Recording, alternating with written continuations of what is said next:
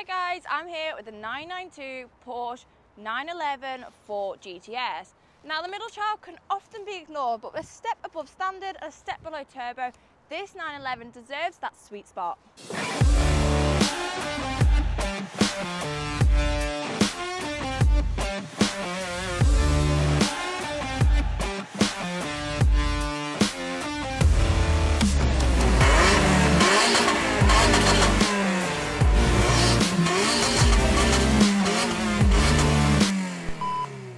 In traditional 911 fashion, we've got a flat 6 engine, giving us 480 brake horsepower, 570 newton meters torque, and a 0 to 60 time of 3.3 seconds, plus a top speed of 192 miles an hour.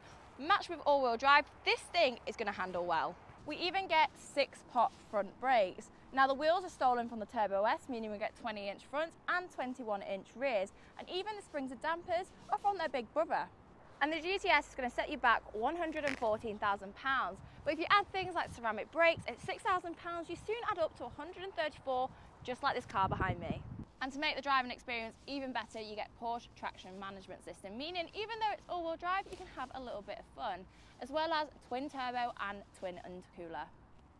And if you're wondering whether you can daily one of these, you get 132 litres of luggage capacity, meaning one human can fit quite comfortably.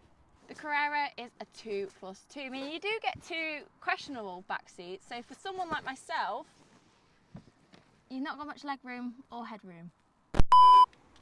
Oh God. Ow, ow, ow.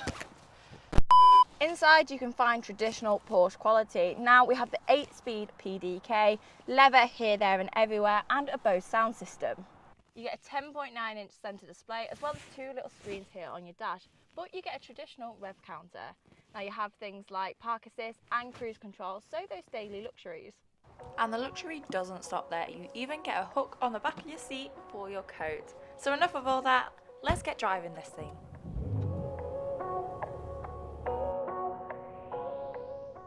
And the key to test when you're trying to daily a car is, can you use it anywhere? So we're here on a single track, bumpy road, just to test out how good the suspension is.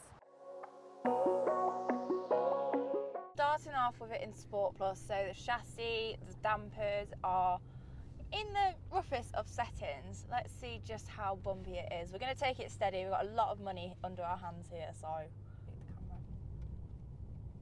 the concentration level here is quite high.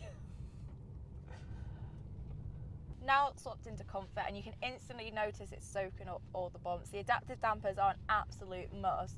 Although we're not going to go steaming through the road like you would maybe in something like an off-roader, it's still not an awful car considering the terrain. Now let's get off these roads and get going.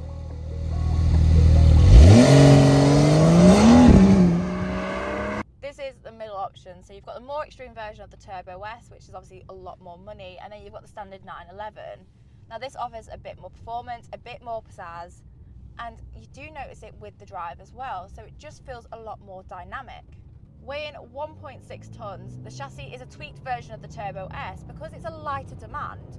And whilst it does borrow quite a few things from its big brother, the Turbo S, the GTS line across all Porsches are a testament to their own range. The PDK system is just miles beyond for all automatics, especially in sport mode. It just wants to go. Now, for all you manual lovers out there, you can get a manual when you get the rear-wheel drive version. So if you're looking for something that's a little bit more fun, there is an option there, but the all-wheel drive PDK is great for day-to-day living.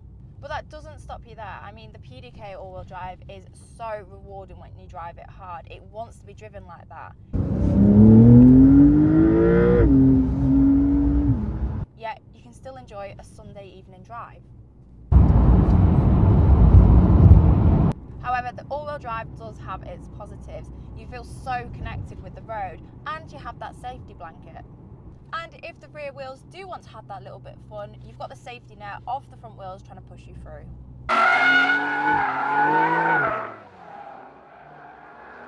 For anyone that loves their cars, ceramic brakes need no introduction, and especially on this Porsche. Now, if your day-to-day life and you're not really pushing it hard, they may not be worth the £6,000 for you. But if you are going to be relying on the brakes, especially things like track or just some spirited drives, 100% recommend them. And even cruising around town at low speeds, you can't help but notice the noise of this thing is just to die for, especially with the sports exhaust on.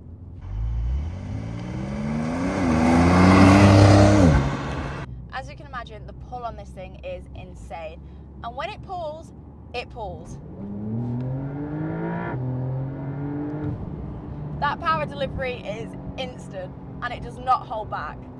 And as we have to remember with all Porsches, they are designed for a racetrack and then placed onto the road. So it's no surprise here. When you are buying one of these cars, you aren't buying them for the fuel consumption. Now, for a mixture of town driving and a little bit of fun, we are getting 14.6. But as soon as we hop onto the motorway, it's already climbing past 15, so it's not horrendous. We might be spending a little bit of time at the fuel station. And I know we're not on a circuit, but for what you can tell with the car on the road, when pushing it a little bit, it just feels like it's on rails. It's really planted and it's happy doing what it's doing. On corners, it just flows, and when you need that power delivery, it's just waiting for you.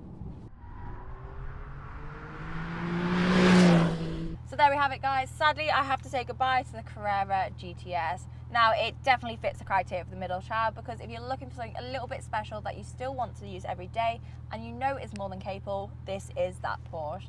But for now, you guys all know the drill. To make my journey your journey, like, follow, subscribe. I'll see you next time. Bye.